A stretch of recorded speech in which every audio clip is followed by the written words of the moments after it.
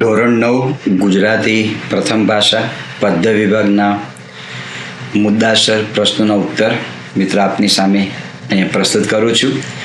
આપ સૌનું શબ્દ મિત્ર યુટ્યુબ ચેનલ પરથી ભાવનું સ્વાગત કરું છું.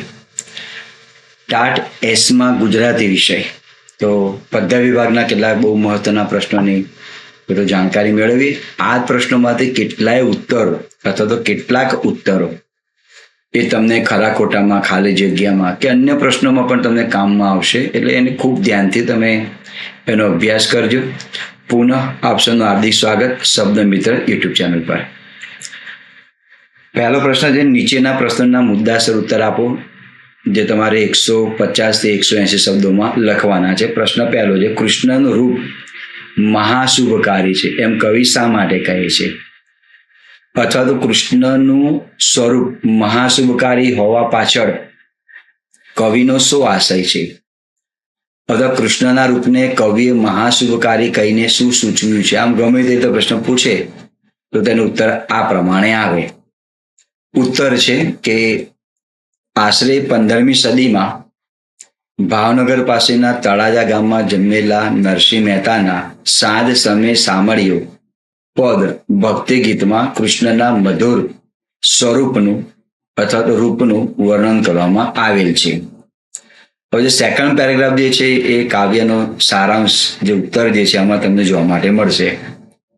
પણ તમારે લખવું જરૂરી છે. પહેલો મુદ્દો પ્રસ્તાવનાનો ત્યાં લખવું જરૂરી છે.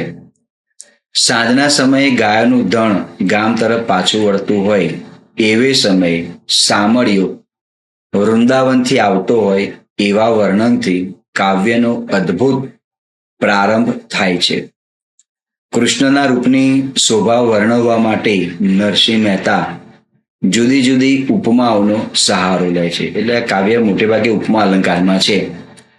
મુગુટ, કાનના કુંડળ, પીતાંબર અને ફૂલની પછેડી ધારણ કરેલા શ્રી કૃષ્ણ ચંદનની જેમ મહેકે છે. મહેકે છે ને સૌરભ ફેલાવે છે. જેમ તારામંડળમાં ચંદ્ર શોભે, સોના વચ્ચે હીરો શોભે, એમ ગોવાળો વચ્ચે ગિરિધર શોભી રહ્યા છે. ગિરિધર ઉપપદ સમાસ થાય. કૃષ્ણનું આ મનમોહક રૂપ કવિના હૃદયમાં વસી ગયું છે. એમને મળવા કવિનું મન વેગથી દોડ્યું. કૃષ્ણે એમને વ્હાલથી આલિંગન દેતા જ કવિ તન મનથી એના મુખ પર વારી જાય છે. તન મન દ્વંદ સમાસ થાય, તન અને મન. કૃષ્ણનું દર્શન મનને આનંદ, શાંતિ અને પવિત્રતાનો અનુભવ કરાવે છે. તેમનું મનોહર અને દિવ્ય સ્વરૂપ કવિના દુઃખ દૂર કરી હૃદયમાં પ્રેમ, ભક્તિ અને આશાનો સંચાર કરે છે. આથી કવિ કહે છે કે કૃષ્ણનું રૂપ મહાશુભકારી એટલે કે કલ્યાણકારી છે. પ્રશ્ન નંબર 2, શ્રી કૃષ્ણ સુદામાનું વિદ્યાર્થી જીવન તમારા શબ્દોમાં લખો. એટલે કે સાંદીપની આના આશ્રમમાં શ્રી કૃષ્ણ અને સુદામા જ્યારે સાથે અભ્યાસ કરતા હતા ત્યારે એનું વિદ્યાર્થી જીવન કેવું હતું એ ઘટનાનો ઉલ્લેખ તમારે આમાં કરવાનો છે. અથવા ગુરુકુળમાં શ્રી કૃષ્ણ અને સુદામાનું વિદ્યાર્થી જીવન કેવું હતું, અથવા શ્રી કૃષ્ણ અને સુદામાના ગુરુકુળવાસનું વર્ણન તમારા શબ્દોમાં પ્રસ્તુત કરો. તો બહુ ખૂબ જ અગત્યનો આ પ્રશ્ન છે. એનો ઉત્તર આપણે જોઈએ. મહાકવિ પ્રેમાનંદના સુદામા ચરિત્ર આખ્યાન ખંડમાંથી પછી સામળિયો બોલિયા આમાંથી લેવામાં આવેલ છે, જેનો પ્રકાર આખ્યાન ખંડ છે. આખ્યાનના પિતા તરીકે ભાલણ, પણ આખ્યાનને ખૂબ જ આગળ વધારવામાં જો ફાળો હોય તો પ્રેમાનંદનો ફાળો છે. પેરેગ્રાફ છે, આ આખ્યાન ખંડમાં કૃષ્ણ અને સુદામાની મૈત્રીનો ભાવ રજૂ થયેલો છે. સાંદીપની ઋષિના આશ્રમમાં સાથે ભણેલા કૃષ્ણ અને સુદામા વર્ષો પછી મળે છે. ત્યારે કૃષ્ણ દ્વારિકાના રાજા છે અને સુદામા એક ગરીબ બ્રાહ્મણ. આમ છતાં બંનેની અતૂટ મૈત્રી, તૂટે નહીં તેવી અતૂટ, એકબીજા પ્રત્યેનો પ્રેમ ભાવ ઉત્કટ છે, એટલે કે શ્રેષ્ઠ છે. શ્રી કૃષ્ણ અને સુદામાએ ગુરુકુળમાં એક સાથે વિદ્યાર્થી જીવન પસાર કર્યું હતું. બંને વચ્ચે નાનપણથી મૈત્રી ભાવ અને ગાઢ પ્રેમ હતો. તેઓ સાથે ભિક્ષા માંગવા જતા, સાથે જમતા અને ઘાસની બનાવેલી પથારીમાં સાથે સૂતા. અહીં ઘાસ એટલે દર્ભની પથારીમાં સૂતા. તેઓ એકબીજા સાથે સુખ દુઃખની વાતો પણ કરતા. ગોરાણીએ જંગલમાંથી લાકડા લાવવાનું કહ્યું ત્યારે પણ તેઓ બંને સાથે જંગલમાં ગયા હતા. તેમણે વૃક્ષના થડ ફાડીને લાકડાના 3 ભાગ કરી તેના 3 ભારા તૈયાર કર્યા. અચાનક મુશળધાર વરસાદ વરસવા લાગ્યો ત્યારે પણ બંને એકબીજાનો સાથ છોડ્યો ન હતો. મુશળધાર બહુરી સમાસ થાય, જેની ધારા મુશળ જેવી છે તે.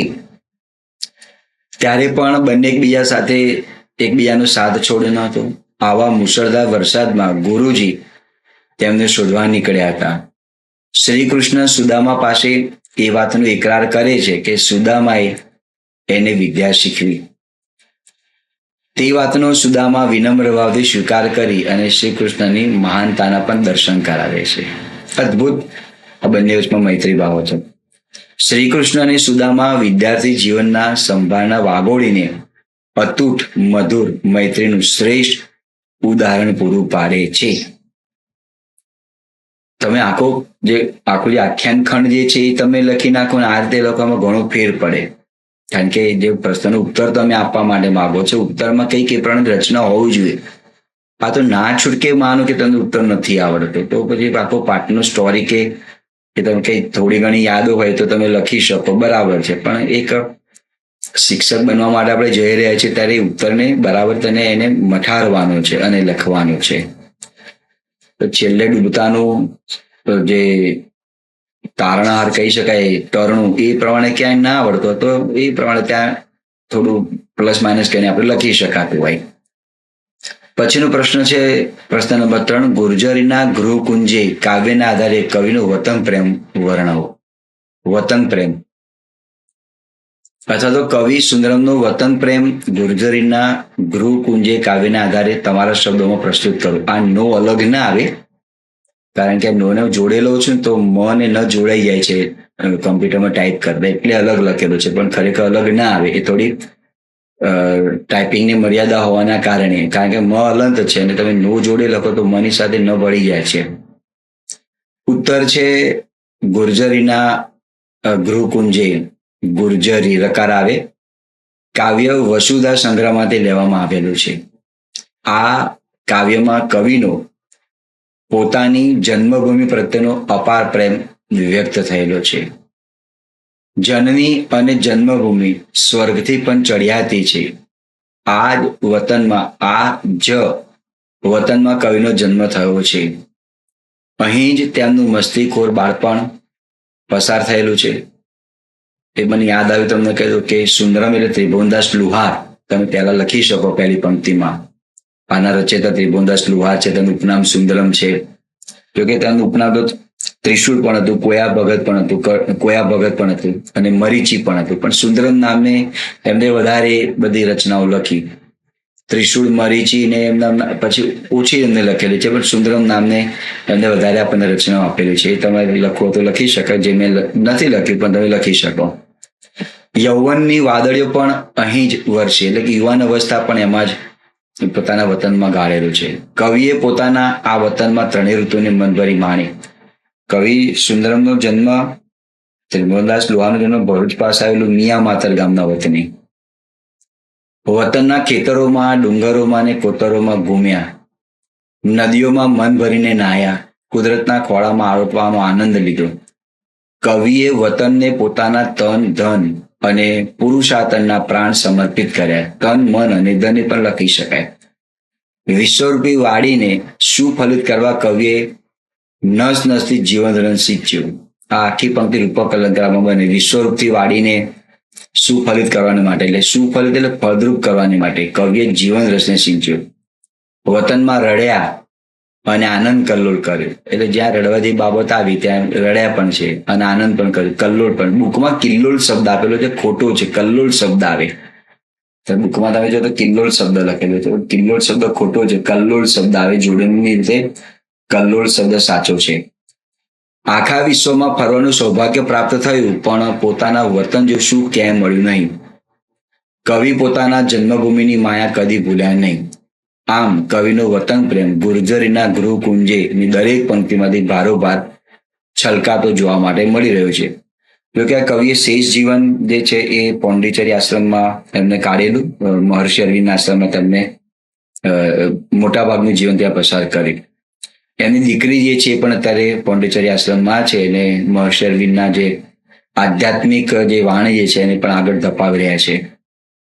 પણ એમની ઘણી ઉંમર છે એમની પણ. પ્રશ્ન નંબર 4, કામ કરે ઈ જીતે કાવ્યમાં વ્યક્ત થતું મહેનતનું મહત્વ તમારા શબ્દોમાં પ્રસ્તુત કરો. અથવા કામ કરે ઈ જીતે ગીતમાં પ્રગટ થતા ભાવને તમારા શબ્દોથી કંડારો. અથવા કામ કરે ઈ જીતે રે માલમ આવડો મોટો મલક આપણો બદલે બીજી કઈ રીતે આ કાવ્ય પંક્તિના ભાવને તમારા શબ્દોમાં આપો. જોઈએ ઉત્તર. નાથાલાલ દવે રચિત કામ કરે ઈ જીતે ના કાવ્યનો પ્રકાર ગીત છે, જે મહેનતના ગીતોમાંથી લેવામાં આવેલ છે. તેમનું આ ગીત માનવીય પરિશ્રમના ગૌરવને ઉજાગર કરે છે. પરિશ્રમ એ હાથ એટલે કે બાવડાની નીપજ છે. જે પરિશ્રમ કરે છે એ જીતે છે અને દેશને તથા દુનિયાને બદલે છે. એટલે સંસ્કૃતમાં છે ને ઉદ્મયની સિદ્ધ્યંતિ કાર્યાણી નહીં મનોરથ. એના જો મહેનત કરતે સફળ થાય, પણ યોગ્ય દિશામાં મહેનત હોવી જોઈએ, પરિશ્રમ હોવો જોઈએ. યોગ્ય દિશામાં મહેનત કરવામાં આવે તો તેને ગધા વૈતરું કહેવામાં આવે. ભારત વિશાળ દેશ છે, એનો વિકાસ કરવો હોય તો સાથે મળીને પરિશ્રમ કરવો પડશે. આ કાવ્ય આપણે દેશને કેન્દ્રબિંદુને ધ્યાનમાં રાખીને મેં લખાયું છે. દેશના વિકાસ માટે પરિશ્રમ ખૂબ જ મહત્વનું યોગદાન છે, કારણ કે જે કામ કરે છે તેની જીત થાય છે. ભારત ખેતી પ્રધાન દેશ હોવાથી સૌપ્રથમ ખેતર ખેડીને સીમ એટલે કે સીમાડાને સુંદર કરવાની છે. નદીઓના નીર દેશના ખૂણે ખૂણે પહોંચાડવાના છે. હાથમાં ત્રિકમ ને આ ની એટલે પની થાય સંયોજક છે. કોદાળી લઈ ખેતરો ખેડવાના છે. ઘર ઘરમાં રેટીઓ ચલાવવાના છે, એટલે ગાંધીવાદી વિચારો. રેટીઓ ચલાવવાના છે. લોકહૈયામાં ખમીર હશે તો તેઓ પોતાના બાવડાના બળે સમગ્ર વિશ્વનો ચહેરો બદલી શકશે. એટલે આ માત્ર આપણે દેશ, અહીંયા કવિએ આપણે ભારત દેશને પણ એની જે સીમ જે છે ઓળંગીને વિશ્વ સુધી પહોંચી ગયા. એટલે આખા દુનિયાને તમે પરિવર્તિત કરી શકશો. દરેક વ્યક્તિએ સ્વમાન જાળવવાનું છે, સ્વાવલંબી બનવાનું છે.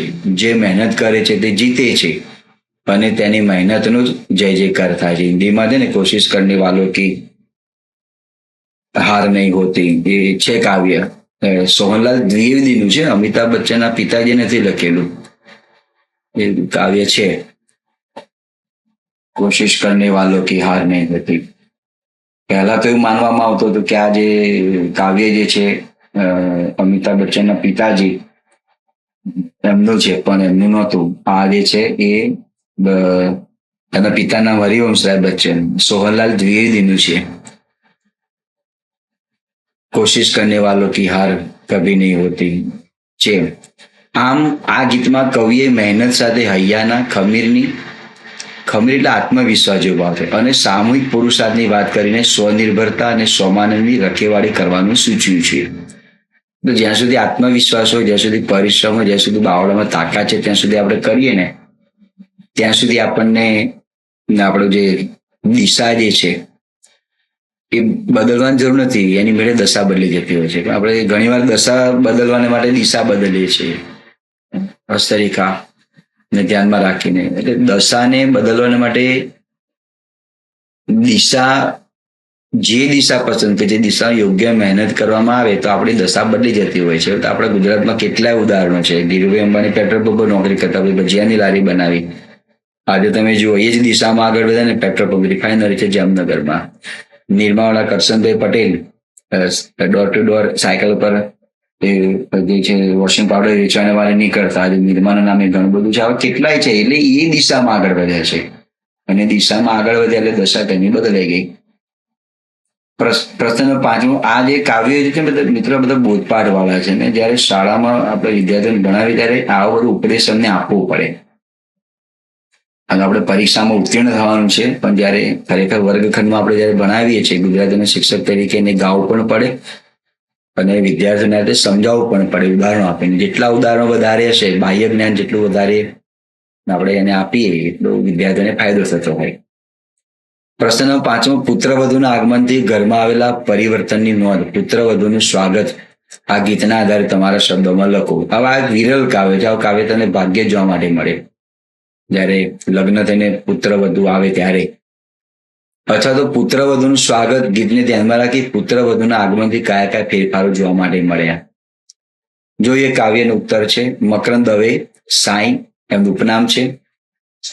આ બાબા આનંદે આપેલું, સાંઈ ઉપનામ બાબા આનંદે આપેલું. બાબા આનંદ સારા ભજનીક, સારા સાહિત્યકાર, સારા કવિ પણ હતા. એનું ખૂબ જ પ્રચલિત ભજન છે તું રંગાઈ જાને રંગમાં, બાબા આનંદનું છે. એમને સાંઈ બિરુદ આપેલું મકરંદ દવેને. મકરંદ દવે સાંઈ રચિત પુત્રવધુનું સ્વાગત ગીત એક વિરલ કાવ્ય છે. અહીંયા વધુમાં દીર્ઘવ આવશે. આ ગીતમાં કુટુંબના દીકરાની પત્ની માટે પ્રયોજાયેલ પુત્રવધુ શબ્દ ગૌરવપૂર્ણ છે. પુત્રવધુના ગૃહપ્રવેશ સમયે એનું સ્વાગત કરવાનું છે, કેમ કે કવિઓ માને છે કે તો ઘરની લક્ષ્મી છે, એટલે કવિને મન એ ઉત્સવ છે. એના આગમનથી ઘરમાં 100 કમળની સુગંધ ફેલાઈ ગઈ છે. ઘર આંગણે અનોખા પર્વનું વાતાવરણ સર્જાયું છે. પુત્રવધુની આંગળીના સ્પર્શ થતા સૂની ભીતોય જાણે ઉત્પ્રેક્ષ અલંકાર સૌંદર્યના શણગાર સજી લીધા છે. એણે વાલભરી વાણીથી સૌના દિલ જીતી લીધા છે. પુત્રવધુને ઘરનું છત્ર અને છાંયડી ગણાવી કવિ તેનું ગૌરવ વધારે છે. પુત્રવધુ સાસરીના કુટુંબની આબરૂનું ઢાંકણ છે. એની શીતળ છાયામાં સૌ નિશ્ચિંત છે. ખુલ્લા આકાશની જેમ એ ખુલ્લા દિલની છે, ઉદાર દિલની છે. પુત્રવધુના પ્રવેશથી ઘરનું વાતાવરણ કેવું પવિત્ર અને સુગંધિત થઈ જાય છે એનું સુંદર વર્ણન કવિએ કર્યું છે. આમ પુત્રવધુના આગમનથી ઘરમાં હકારાત્મક પરિવર્તન જોવા માટે મળી રહ્યું છે. પછીનો પ્રશ્ન છે મરજીવિયા. આ મરજીવાનું બહુવચન કર્યું છે. મરજીવિયા કાવ્યમાં મરજીવિયા શબ્દ આપેલો છે, પણ મરજીવાનું બહુવચન કરેલું છે. મરજીવિયા કાવ્યમાં વ્યક્ત થતો જીવન માટેનો દૃષ્ટિકોણ તમારા શબ્દોમાં ચર્ચો, અથવા મરજીવિયા કાવ્યમાંથી પ્રગટ થતો બોધ તમારા શબ્દોમાં વર્ણો, અથવા જીવન માટેનો દૃષ્ટિકોણ કયા કાવ્યમાંથી મળે છે તે વિશેની શાબ્દિક રજૂઆત કરો. જોઈએ આપણે ઉત્તરમાં પારિજાતમાંથી લેવામાં આવેલ મરજીવિયા સોનેટમાંથી જીવન માટેનો દૃષ્ટિકોણ મળે છે, જેના કવિ પૂજાલાલ છે. કાવ્યનો પ્રકાર સોનેટ છે.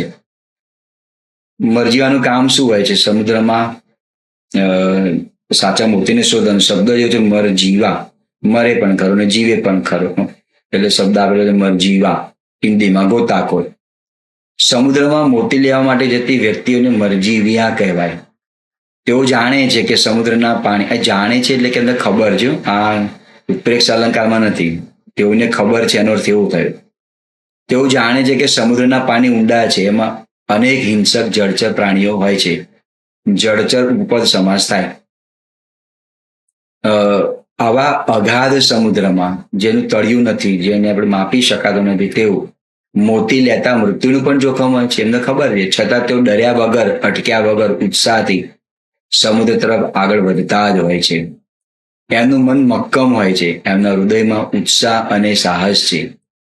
તેમના પ્રિયજનોની શિખામણની અસર થતી નથી. એમનું એક જ લક્ષ્ય હોય છે. લક્ષ્ય એટલે એનો હેતુ, ગોલ, ધ્યેય, અને લક્ષ્ય તમે લખો ને એટલે લાખ થાય, લક્ષ્ય.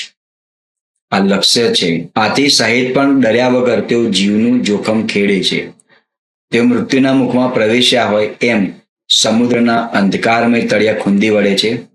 પરિણામે તેઓ મણિ મોતી કોષનો અખૂટ ખજાનો મેળવીને બહાર આવે છે. મરજીવાની જેમ મનુષ્ય પણ જીવનમાં ગમે તેવા સંઘર્ષોનો સામનો કરવો પડે તો એનાથી સહેજ પણ ગભરાવું જોઈએ નહીં. આમાંથી બોધપાઠ શું મળે છે? આપણે પણ જીવનમાં ગમે તે સંઘર્ષો આવે તો તેનો સામનો કરવાનો છે, ગભરાવાની જરૂર નથી. જીવનમાં જે દૃઢ નિશ્ચય રહીને સાહસ કરે છે એને જ મોતીરૂપી ફળ મળે છે. આ એમાંથી છેલ્લા આપણને બોધપાઠ મળે છે. બહુ સરસ મજાની ગઝલ છે. રસ્તો કરી જવાના ગઝલમાં જોવા મળતી ખુમારીને તમારા શબ્દો થકી નિરૂપણ કરો, અથવા રસ્તો કરી જવાના ગઝલમાંથી મળતા બોધપાઠનું વર્ણન કરો. તો જોઈએ એનો ઉત્તર છે રસ્તો કરી જવાના જે ગઝલ જે છે ને એ આઠો જામ ખુમારીમાંથી લેવામાં આવી છે. આમાં તો અંડરલાઈન કર્યું તો કરી શકાય.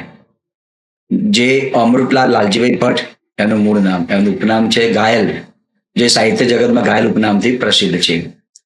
રસ્તો કરી જવાના ગઝલનું શીર્ષક જ કેટલું ચોટદાર છે. આશ્ચર્યનો ભાગ બતાવે. આ ગઝલ મનુષ્યની અડગ ખુમારીને વ્યક્ત કરે છે. જીવનની ગમે તેવી વિપરીત પરિસ્થિતિમાં તેનો કોઈ ઉકેલ ન જડે તો મૂંઝાઈને મરી જવાની જરૂર નથી. એનો કોઈને કોઈ ઉકેલ મળી જ જશે એવો આત્મવિશ્વાસ રાખવો. હંમેશા પોતાની મસ્તીમાં જીવન જીવવાનું છે. એક પણ સત્કર્મ કરાવીને આપણે મરી જઈશું એવું કોણે કહ્યું? દુનિયાની તમામ વસ્તુઓ અને લોકોની લાગણીઓ પ્રાપ્ત કરીને જીવનને ભરી દઈશું. જીવનની ગમે તેવી મુશ્કેલ પરિસ્થિતિમાં પણ વિચારરૂપ પ્રકાશના જ્વાળા ફેલાવી દઈશું. દુઃખની એકમાત્ર દવા છે આત્મબળ.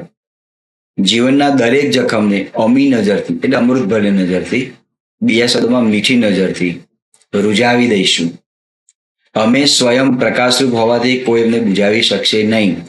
કાળ પણ અમારું કંઈ બગાડી શકે તેમ નથી. કાળ એટલે મૃત્યુ અર્થ આપણે લેવાનો છે, માટે તેનો જરાય ડર નથી. એ સનાતન સત્ય છે ને. આજે તો કાલે પણ દરેકને કાળ તો આવવાનું છે. સનાતન સત્ય છે. ઈશ્વર સમો અમારો ધણી છે. ધણી એટલે માલિક, ઉપમા અલંકાર. તો અમે થોડા મરી જવાના છીએ. એટલે આ ગઝલમાં આત્મવિશ્વાસની સાથે સાથે ઈશ્વર પ્રત્યેની અડગ શ્રદ્ધા પણ બતાવી છે. ઈશ્વર પર શ્રદ્ધા રાખી અડગ આત્મબળથી દરેક પરિસ્થિતિમાં રસ્તો કરી જવાના એ આ ગઝલના આ કેન્દ્રને કવિએ તેમની આગવી ખુમારથી વ્યક્ત કર્યું છે. બહુ અદભુત આ ગઝલકાર હતા ઘાયલ સાહેબ. પછીનો પ્રશ્ન છે એ રસ્તો કરી જવાના કાવ્યમાં કવિનું આત્મબળ અને ઈશ્વર પ્રત્યેની શ્રદ્ધા કઈ રીતે અડગ છે સમજાવો. એ જ ગઝલનો બીજો પ્રશ્ન છે. મને અગત્યનું લાગે એટલે પીરસી રહ્યો છું. ઉત્તર છે રસ્તો કરી જવાના કાવ્યમાં કવિના એક એક શેરમાં એમની ખુમારી ઝળકે છે. આ ગઝલમાં કવિ આત્મબળ અને ઈશ્વર પ્રત્યેની શ્રદ્ધા દ્વારા પોતાના વિચારોને પ્રસ્તુત કરે છે. આ કાવ્યમાં, આ ગઝલમાં એની કેન્દ્ર બિંદુ યાદ છે. એક આત્મવિશ્વાસ અને ઈશ્વર પ્રત્યેની અડગ શ્રદ્ધા. કવિનું આત્મબળ અડગ છે. તેઓ ક્યારેય નિરાશ કે વિચલિત થતા નથી. તેઓ ખુદ જ્ઞાનરૂપી પ્રકાશમય છે. એમને દૃઢ શ્રદ્ધા છે અને દૃઢ વંચાય, દ્રઢ ના વંચાય. અહીંયા રૂ છે, આ દૃઢ, આ રૂ છે, આને રૂ કહેવાય એટલે દૃઢ વંચાય. કૃષ્ણમાં જ આવે. કૃષ્ણ શબ્દ ખોટો છે. એમને દૃઢ શ્રદ્ધા છે કે આ પ્રકાશ જ એમના જીવનમાં સતત માર્ગદર્શક બનીને રહેશે. માર્ગદર્શક ઉપપદ સમાસ થાય. આ બધામાં કવિ આત્મબળ પર ખૂબ જ ભાર મૂકે છે. તેઓ માને છે કે આત્મબળ અડગ હશે અને ઈશ્વરમાં શ્રદ્ધા હશે તો નિજ મસ્તીમાં જીવન પૂરું કરી શકાશે. તેમને કાળનો પણ ડર નથી. એ તો કાળને પણ લલકારે છે. એ માને છે કે જો ઈશ્વરમાં શ્રદ્ધા અને આત્મબળ હોય તો કોઈ પણ સ્થિતિમાંથી ઉગરી જવાય છે. અને વાત સાચી છે આટલી. આમ કવિની અડગ ખુમારી અને ઈશ્વર પ્રત્યેની શ્રદ્ધા જ એમને જીવન જીવવાનું આત્મબળ પૂરું પાડે છે. પ્રશ્ન નંબર 9, ગોદ માતની ક્યાં. કાવ્યમાં કવિને કઈ કઈ બાબતોમાં માની, જો આ માં એટલે મમ્મી વિશેની વાત છે, મધર વિશેની. માની એટલે માનવું પણ થાય. તો તમે નિયમ પ્રમાણે માં અને પછી ની આમ અલગ ના લખી શકાય. ભેગું લખો તો પાછો આ રીતે અર્થ તેના થાય છે. પછી તમે કોઈ વસ્તુ ઘરમાં હોય માં ની તો અંદર આમ આવે. આ માના વિશે છે. માની અધૂરપ અનુભવાય છે. શા માટે? અથવા કવિ કઈ કઈ બાબતોમાં માની અધૂરપ અનુભવે છે એ ગોદ માતની ક્યાં આ કાવ્યના આધારે સમજાવો. કારણ કવિ ચંદ્રકાંત શેઠ છે. હું એમને ખૂબ નજીકથી મળેલો છું. એમની સાથે ઘણો સંવાદ પણ મેં કરેલો છે. ચંદ્રકાંતભાઈ શેઠને પદ્મશ્રી પુરસ્કાર મરણોત્તર તેમને આપવામાં આવ્યો. તો ચંદ્રકાંત શેઠની આ કાવ્ય બહુ અદભુત કાવ્ય છે. જોઈએ આપણે. પરિવાર કાવ્યમાંથી લેવામાં આવેલ ગોદ માતની ક્યાં આ જે કાવ્ય જે છે તેનો પ્રકાર ગીત છે, જેના કવિ ચંદ્રકાંત શેઠ છે. એમના ઉપનામ છે આર્યપુત્ર, નંદ સામવેલી, બાલચંદ્ર, દક્ષ પ્રજાપતિ એમ વિવિધ ઉપનામોથી સાહિત્ય જગતમાં પ્રસિદ્ધ છે. આ કાવ્યના કેન્દ્રમાં માની મમતાથી ઉપર આ સૃષ્ટિમાં બીજું કશું નથી. મતલબ કે માતૃભૂમિ વિશેની વાત કરી છે. માતૃભૂમિની માં આ બંને સરખા છે એની વાત આપણે જોઈએ. અને માતૃભૂમિ અને માં એટલે આ જે કાવ્યમાં તો છે ગોદ માતની ક્યાં, એની માતાનું જયારે અવસાન થાય છે અને પછી માનો ખોળો મળતો નથી, એ એના અનુસંધાનમાં એની પર ખાસ ભાર મૂકવામાં આવે. બધું જ મળશે પણ માનો ખોળો ક્યાં મળશે? એટલે માના મૃત્યુ થયા પછી ના વિરહમાં લખેલું આ કાવ્ય છે એમનારી. આ કાવ્યના કેન્દ્રમાં માની મમતાથી ઉપર આ સૃષ્ટિમાં બીજું કશું નથી. એટલે તો સાહિત્યકારો માં અને માતૃભૂમિ આને સ્વર્ગ કરતા પણ ચડિયાતી બતાવી છે. વ્યતિરેક અલંકાર થાય, એ ભાવ જાગૃત થાય છે. જીવનમાં છત અને છત્ર મળશે એટલે ઘર મળશે, કોઈનો તમને સહારો પણ મળશે, પણ માતાની ગોદનો અભાવ તો જોવા માટે મળશે. એટલે હયા છે ત્યાં સુધી તેમનો પ્રેમ મેળવી લેવો. ઘરમાં શયનખંડ અને સૈયામાં પણ માતાની સોળની અનુભૂતિ થતી નથી. શયનખંડ છે એટલે બેડરૂમ, પથારી પણ છે, પણ જે બાળક જે માના ખોળામાં માથું રાખીને સૂઈ જાય એ નહીં મળે. એ ત્યાં એની ઉણપ જોવા માટે મળે. ગોદ માતની ક્યાં. જીવનમાં રસ્તા અનેક મિત્રો મળશે પણ ત્યાંય માની હાજરીનો અહેસાસ નહીં હોય. ચાંદા સૂરજને તારામાં પણ માના વાત્સલ્ય ભાવની અધૂરપ જોવા માટે મળે છે. બધું જ મળશે પણ માની જે છત્રછાયા જે છે જોવા માટે નહીં મળે. ને આપણી ભારતીય સંસ્કૃતિ પ્રમાણે માને તો એક ભગવાનનો દરજ્જો આપવામાં આવ્યો છે, પણ આપણે કરુણ થાય છે કે ભારતીય સંસ્કૃતિ છોડી અને આપણે બીજી વિકૃતિનો સ્વીકાર કરવા માંડ્યા છીએ. એટલે એમાંથી ક્યાંક આપણે દૂર જતા રહ્યા છીએ. કુણા પર્ણો અને પુષ્પોમાં માનો પાલો દેખાતો નથી. અહીંયા પણ કવિની ઉણપ જોવા માટે મળે છે. જીવનમાં સૂર, તાલ અને સંગીતનો આનંદ મળશે પણ એ આનંદમાં માનો પ્રેમા ટવકો સાંભળવા માટે નહીં મળે. બાળક ગમે તેટલી ઊંચી પોસ્ટ ઉપર હોય ને છતાં એને ટુકારાથી જ માં બોલાવે, અને જો માં એને જે ટુકારાથી માનથી બોલાવે તો એ પછી મજા ના આવે. સમજદાર બાળકો તેમ કે નહીં, જે બાળપણમાં જે શબ્દથી જે નામથી બોલાવતી હતી તું મને એ જ નામથી બોલે. માં જ પાત્ર એવું છે તેને તમે તું તારી પણ કરી શકો, પિતાને ના કરે. પણ માના આલિંગનનું સુખ ક્યાંથી મળશે? બહુ અદભુત કાવ્ય છે ચંદ્રકાંત શિક્ષણ, અને બહુ જ મજાના સાહિત્યકાર હતા. હવે આવા સાહિત્યકારો બહુ ઓછા જોવા માટે મળે છે. બીજો કવિને ક્યાં ઉણપ જોવા માટે મળે છે? અંધાધાર વરસાદ વરસે પણ માના હિતની હેલી ક્યાં વરસશે? બોટાદકર સાહેબનું કાવ્ય યાદ કરો. ભર ઉનાળે તરસી પાવતી પાણી પરબ જેવી માની ગેરહાજરી ખૂબ પીડા આપે છે. ભર શિયાળે ઊંઘ આપતી માની માયાની ખૂબ ઉણપ સાલે છે. સાલે શબ્દ ચાલે શબ્દ નથી, ચાલે છે એટલે દેખાય, ઉણપ દેખાય છે. આમ આ કાવ્યમાં કવિને અનેક જગ્યાએ માની ઉણપ એટલે કે ખોટ વર્તાય છે, પણ માની ગોદ નહીં મળે. ગોદ એટલે ખોળો. આ જગમાં માની ગોદથી વિશેષ મૂલ્યવાન બીજું કશું નથી. અમૃતલાલ વેગડનો પણ એક પાઠ છે, એમાં પણ આ રીતે પોતાના માતૃભૂમિથી વિખૂટા પડીને મધ્યપ્રદેશમાં જયારે ગયેલા છે ત્યારે ગુજરાતમાં આવે છે ત્યારે પણ એને કલ્પના કરી છે. જાણે ઉત્પ્રેક્ષ અલંકાર પંક્તિ છે, જાણે એક માની ગોદમાંથી બીજી માના ગોદમાં આવી રહ્યો છું. એટલે એ માતૃભૂમિ જ છે. વિદેશમાં ભલે સ્થાયી થયા હોય પણ છેલ્લે તો માતૃભૂમિ યાદ આવે પછી માતૃભૂમિના ચરણે અને શરણે. એમાંથી બીજો પ્રશ્ન લીધેલો છે કે ગોદ માતની ક્યાં ગીતને વિશેષતા તથા લક્ષણો જણાવો, અથવા ગોદ માતની ક્યાં ગીતમાંથી કવિએ પ્રગટાયેલી વિશેષતા જણાવો. ઉત્તર છે ચંદ્રકાંત શેઠ રચિત ગોદ માતની ક્યાં આ ગીતમાં કવિએ પ્રારંભથી અંત સુધી માની મમતા માટેના વિરહને પ્રસ્તુત કર્યો છે. દુનિયાની કોઈ પણ મૂલ્યવાન વસ્તુ માના પ્રેમ સામે સાવ તુચ્છ લાગે છે. આ માં સ્ત્રીલિંગ છે ને એટલે નન પર બિંદી આવે. કવિ એ માને છે કે જેમાં માતાનો પ્રેમ કે ઉંફાળો સ્પર્શ ન હોય તો એનું કશું જ મૂલ્ય નથી. જીવનમાં તમામ પ્રકારનો વૈભવ મળશે પણ દરેક વસ્તુમાં માનો પ્રેમ ભર્યો ખોળો, માનો પ્રેમ, માની ઊંઘ, માના હેતની હેલી ને માની માયા ક્યાં જોવા માટે મળશે? એનો અભાવ સતત ચાલે છે. માના મહિમાના યશોગાન કરતા ગીતને કવિએ ઉપમા અને રૂપક અલંકારનો શણગાર સર્જાયો છે. આવું લખો એટલે તમારું ઉત્તર આમ અલગ પડે, વિશેષ અલગ પડે. ગાઈડમાંથી એમને કોઈ તમારા પાસે કોઈ સાહિત્ય વાંચી પછી ધારો તમે લોકો મજા ના આવે. લોકો જે ચીલો ચિતર્યો છે એના કરતાં આપણે અલગ લખવાનું છે. હું પણ એમ કહું છું કે આ પ્રશ્નને ગોખ્યા પછી પણ તમને તમારી ભાષામાં સારું ફાવતું તો લખી શકાય. એવું નથી કે આની પર તમે ડિપેન્ડ રાખો. હા, આ તો તમને ખાલી એક માર્ગ બતાવું છું કે આ તે લખી શકાય. ઘણા વિદ્યાર્થીઓ સારા હોય છે, આના કરતાં પણ ઘણા સારું તો લખી શકે છે. મેં મારી કક્ષા પ્રમાણે મેં લખેલો છે, તો આમાં પણ તમે પ્લસ માઇનસ કરીને તમે લખી શકો. પણ વાક્ય રચના તમારી સાચી હોવી જોઈએ. આવું તમને એક માર્ગ બતાવું છું કે આજે તમે લખી શકો. ભર્યા ઉનાળે પરબ સરીખી માની માયા અને હેતની હેલી, આ જે શબ્દો આપેલા છે ખરેખર હૃદયને સ્પર્શ કરી જાય છે. આ ગીતની વિશેષતા પણ કવિ કેવી અદભુત પ્રગટ કરી છે. ઉદ્ગાર છે ને, ગોદ માતની ક્યાં થી શરૂ થતી પ્રશ્નાવલી માયા માની ક્યાં.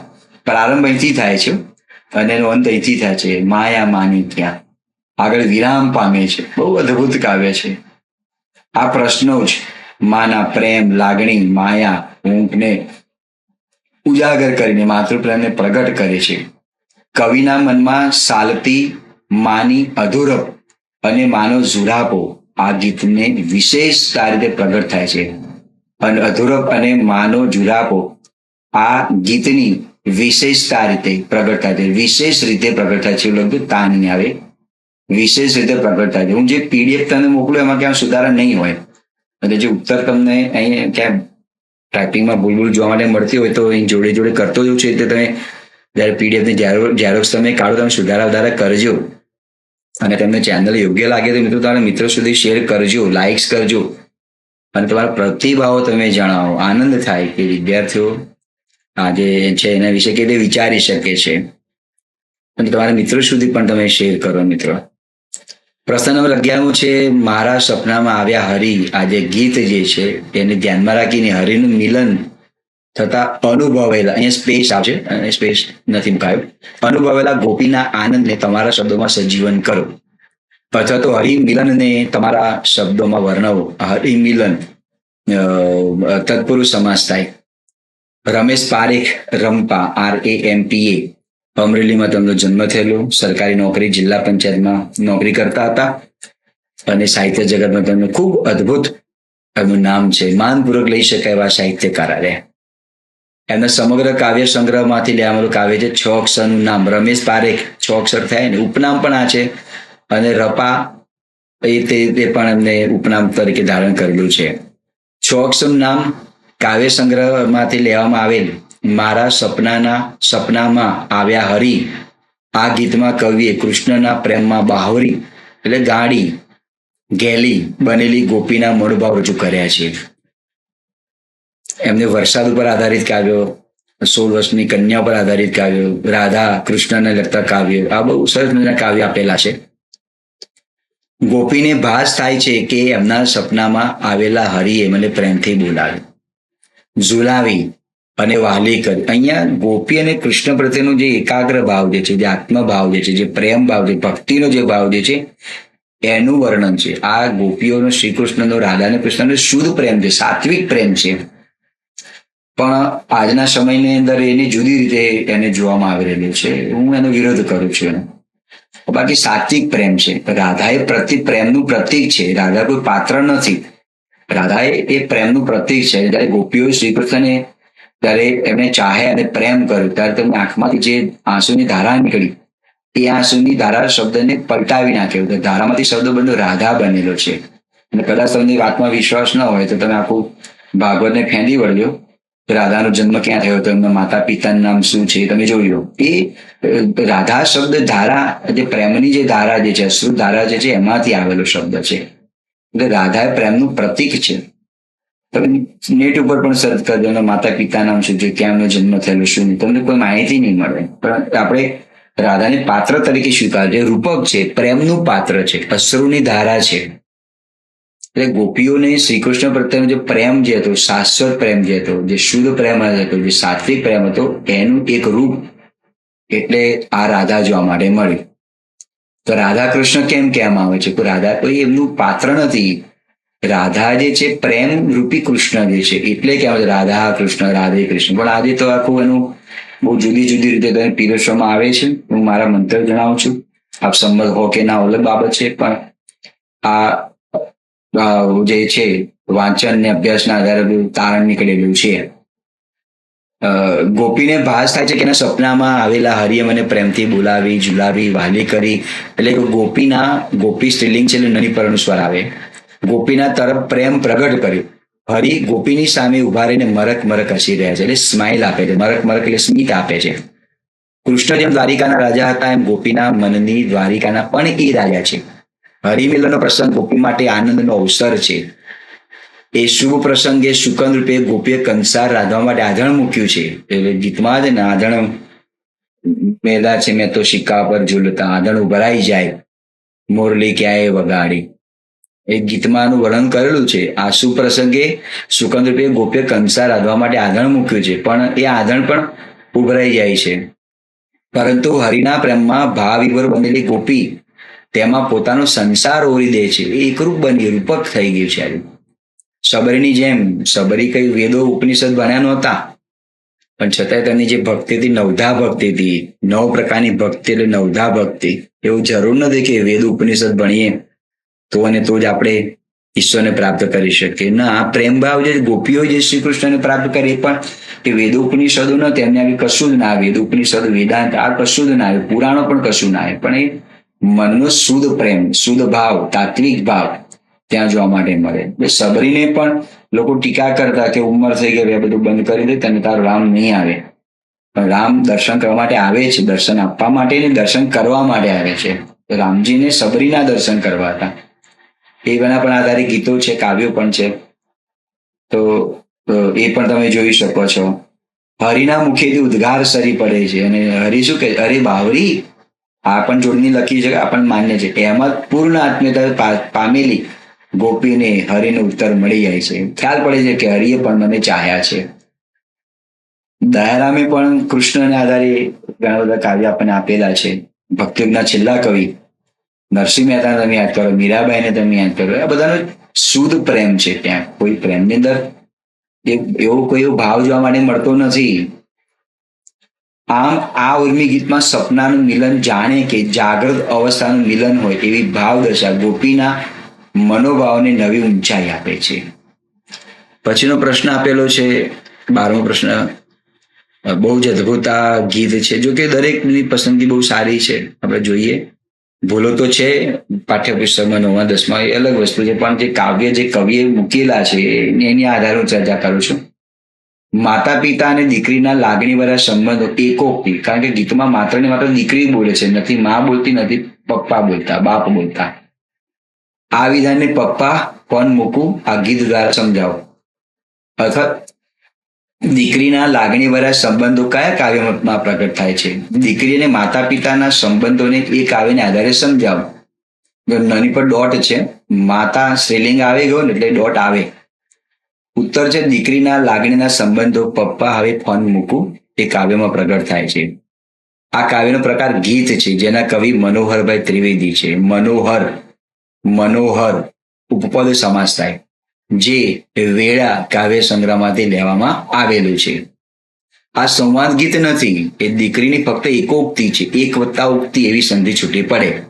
ગીતનો પ્રારંભ અને અંત તો પપ્પા હવે ફોન મૂકું જે પ્રશ્નાર્થથી થાય છે. પ્રારંભ પણ આનેથી થાય છે, અંત પણ આનેથી થાય છે. દીકરી ઘરથી દૂર રહીને ભણતી હોય એટલે માતા પિતાને દીકરીની ચિંતા થાય, એ સહજ છે. સહજ એટલે સ્વાભાવિક છે. આ આખા કાવ્યમાં દીકરી જ બોલે છે. પપ્પાના પ્રશ્નો દીકરીના ઉત્તરથી સૂચવાઈ જાય છે. પપ્પાના જે પ્રશ્નો છે, સ્કૂટર લાવે, યુદ્ધ કરે છે, મમ્મી શું કરશું, ને બધા દીકરી પ્રશ્ન એને પ્રશ્નમાં એને ઉત્તર મળી જાય છે. પપ્પાના પ્રશ્નો દીકરીના ઉત્તરથી સૂચવાઈ જાય છે. હોસ્ટેલમાં સગવડ વિના રહેતી દીકરી પોતાને કાંટામાં સચવાતું ફૂલ કહે છે. બે રીતે, કાંટામાં કયું ફૂલ છે? ગુલાબ. ગુલાબ કાંટામાં રહીને પણ ખીલે છે, તો દીકરી દુઃખ વેઠીને પણ એ પોતાનું જીવન બનાવી રહી છે. રૂપક કેવું સરસ મજાનું આપેલું છે. પણ આમ જેને ખ્યાલ પડે એના માટે, બાકી તો લાગે કાંટા એટલે બાવળનો કાંટો. ના ભાઈ, બાવળનો નહીં, ગુલાબની વાત કરી છે. રૂપક આપ્યું છે, પોતે ગુલાબ છે. દુઃખ વેઠીને પણ જીવનને બનાવી રહી છે અને માતા પિતાનું જે એમનું જે ઈચ્છા જે છે એને પણ ખીલવી રહી છે, પ્રગટ કરી રહી છે.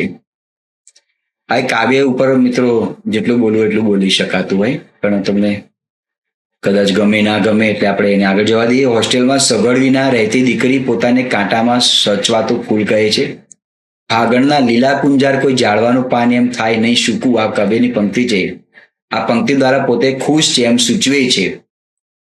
ફાગણ મહિનો આવે ઉનાળો એટલે એના પાન સુકાઈ ગયા, પાનખર ઋતુ જેવું આપણે ગણતરી કરીએ તો એમ નહીં, ખરી પણ નહીં પડે, સુકાશે પણ નહીં. પાન સુકાય એટલે ખરી પડે, પણ પોતે અહરની લીલા કુંજાર, લીલું કુંજ છે, એને ક્યારે સુકાશે નહીં, ખરશે પણ નહીં. આથી પિતાએ દીકરીની ચિંતા કરવાની જરૂર નથી. એટલે દુઃખ હશે તો પણ એનો સામનો કરીને એ પોતે એનો ચહેરો હસતો રાખશે, એનો અણસાર આપે છે. અણસાર એટલે સંકેત. મમ્મીનું ભોળપણ, પપ્પાની ઉતાવળ દ્વારા દીકરી માતા પિતા પ્રત્યેની ચિંતા, પ્રેમ, લાગણી બધું જ ખૂબ ઓછા શબ્દોમાં વ્યક્ત થાય છે તો કરે છે.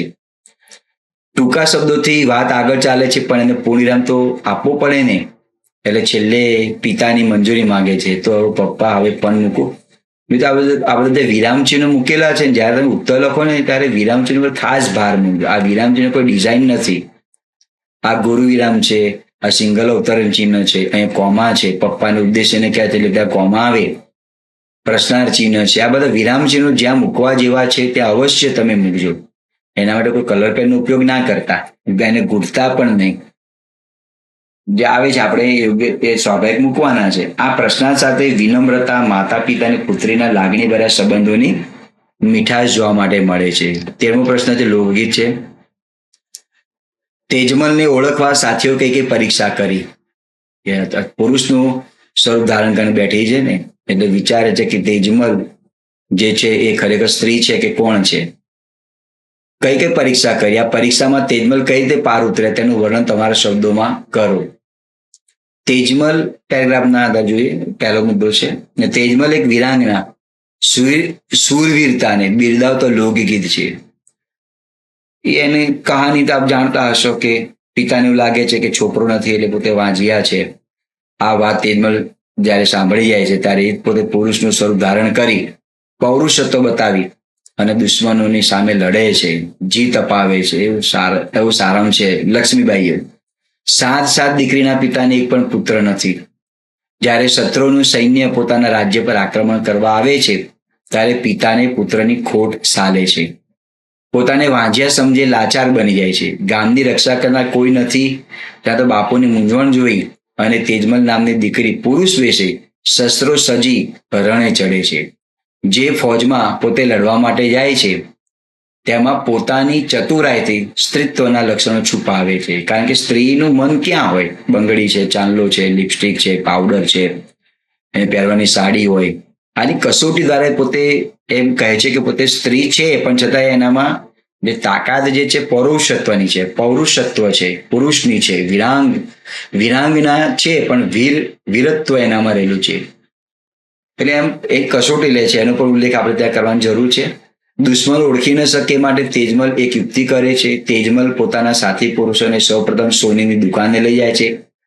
આ કસોટી કરે છે. તે જાણતી હતી કે ત્યાં પુરુષ અને સ્ત્રી બંનેની કસોટી થઈ જશે, પણ એ તો પુરુષો શું કરે છે, સ્ત્રીના જુમણામાં મોહાયા. અને તેજમલ જે સ્ત્રી છે એ બેરખા પસંદ કરે. બેરખા પુરુષો પહેરે અને જુમણા સ્ત્રીઓ પહેરે. તો ઊંધું થઈ ગયું. ત્યાં તેજમલ વાણિયાની દુકાને સાથીઓને લઈ ગઈ. ત્યાં પણ સાથી પુરુષે ચૂંદડીની કિંમત પૂછી અને તેજમલે મોડીનું પસંદ કર્યું. આ રીતે તેજમલ પોતાની ચતુરાઈથી સ્ત્રીના લક્ષણો, સ્ત્રીત્વના લક્ષણો છુપાવે છે અને વિજય મેળવી વિરાંગના બની પાછી આવે છે. અને આ રીતે તેજમલ પરીક્ષામાં પાર ઉતરે છે. આ રીતે તમે પણ પરીક્ષામાં પાર ઉતરો એવી શુભકામના તમને પાઠવું છું. અને આપ પણ શિક્ષક બની અને હસ્તા ગાંધી બેંકના એકાઉન્ટમાં મેળવો ફૂલ પગાર, એવી પણ શુભેચ્છા તમને પાઠવું છું. પ્રશ્ન નંબર 14 છે, જિંદગીથી ના ડરે મોતને ડારી શકે. આગને જે પી શકે તે આગને ઠારી શકે. મુક્તક છે. આ પંક્તિમાં રહેલો કવિનો ભાવાર્થ સ્પષ્ટ કરો અથવા પંક્તિમાં કવિ શું કહેવા માટે માંગે છે. મુકુંદરાય પારાશર રચિત આ મુક્તકમાં, મુક્તક એટલે મોટી થાય, માનવીના અડગ આત્મવિશ્વાસનો ભાવ રજૂ કરવામાં આવે છે. જે વ્યક્તિ ગમે તેવી મુશ્કેલીમાં પણ જિંદગીથી હારતી નથી, જિંદગીની જોડણી ધ્યાનમાં રાખજો. એ મોત સામે પણ જજુમી શકે છે. જીવનની ભીષણ પરિસ્થિતિ સામે જે ટક્કર ઝીલે છે એ ગમે તેવી વિકટ સ્થિતિને શાંત કરી શકે તે આગ છે. ભયંકર વાવાઝોડું આવેલું હોય તો પછી આપણે એ વાવાઝોડું સમી ન જાય ત્યાં સુધી આપણે એનો પ્રતિકાર કરવો પડે. ઉભા રહે તો ઉડી જવાય, પણ બરાબર મજબૂત પકડીને બેસી રહેવું પડે તો વાવાઝોડું જતું રહે. એ તો દુઃખ જે છે, દુઃખરૂપી વાવાઝોડું આવેલું હોય તો બેસી રહેવું નથી, પણ એની સામે એને દુઃખને દૂર કરવા માટે આપણે ઝઝૂમવાનું છે. બેસી રહ્યું એટલે આગળ તેને શાંત રીતે વિચારવાનું છે દુઃખ કેવી રીતે દૂર કરવું. બહુ અદભુત આ મુક્તક છે. જીવનમાં સફળ થવા માટે આત્મવિશ્વાસ હોવો જરૂરી છે. જે વ્યક્તિ જીવનના સંઘર્ષો અને મુશ્કેલીઓથી ડરતી નથી તે મૃત્યુના ભયને પણ જીતી શકે છે. જે મનુષ્ય અસંભવ લાગતી મુશ્કેલીઓને હિંમતથી સ્વીકારે છે તે તેમનો સામનો કરી શકે છે. તે અંતે મુશ્કેલ પરિસ્થિતિઓને પણ પોતાના સાહસ અને આત્મવિશ્વાસથી કાબૂમાં લઈ શકે છે. એટલે આ બધાનો સારાંશ એવું છે કે આત્મવિશ્વાસ હોવો જોઈએ. જે વ્યક્તિ જીવનના આઘાત પ્રત્યાઘાત બે વિરોધી શબ્દ છે, અને સમાસ લેવો હોય તો દ્વંદ્વ સમાસ બને, પેટા પ્રકાર લેવો તો વૈકલ્પિક દ્વંદ્વ સમાસ બને. કે સુખ દુઃખથી ડરતો નથી, એને કોઈ પણ પ્રકારનો ડર લાગતો નથી. જે આગને એટલે કે ક્રોધને એટલે કે ગુસ્સાને કાબુમાં રાખી શકે છે તે અન્યના ક્રોધને પણ શાંત કરી શકે છે. આમ આ પંક્તિઓમાં માનવીના અડગ આત્મવિશ્વાસનો ભાવ પ્રકટ થાય છે. તો મિત્રો, આ રીતે ધોરણ 9ના જે પદ્ય વિભાગના જે પ્રશ્નો બાકી રહી ગયા તમારી સામે પીરસતા મને ખૂબ જ આનંદ થાય છે. અને મને એ પણ આનંદ થશે કે આ ચેનલ જે છે તમે તેને લાઇક્સ કરો, સબસ્ક્રાઇબ કરો. આવા અવના વિડીયો જોવાની માટે મિત્રો ચેનલ સાથે આરંભે જોડાયેલા રહો. એવું નહીં કે પરીક્ષા પૂરી થઈ ગઈ એટલે ચેનલમાંથી નીકળી ગયા, એવું ન કરતા. તમારા મિત્રો સુધી તમે શેર કરો. જીપીએસસી 1 ને લગતા આવા કેટલાય અલગ અલગ વિડીયોઝ મિત્રો આ ચેનલમાં મૂકવામાં આવશે. દરેક તમને જે નોકરી મળ્યા પછી પણ તમને કામમાં આવે. આજે પણ એવા કેટલા વિદ્યાર્થીઓ છે સરકારી નોકરી મળી ગયા પછી પણ આ ચેનલમાં જોડાયેલા છે અને એમને પણ ગુજરાતીમાં બહુ સરસ મજાનો રસ જાગૃત થયેલો છે. તો આવા અવનવા વિડીયો જોવા માટે શબ્દ મિત્ર યુટ્યુબ ચેનલ સાથે જોડાયેલા રહો અને આપની પરીક્ષામાં સફળ થાવ એ શુભેચ્છા સાથે શુભકામના સાથે તમારી વાણીને વિરામ આપું છું. આપ સૌનો ખૂબ ખૂબ આભાર. જય હિન્દ, જય જય ગરવી ગુજરાત.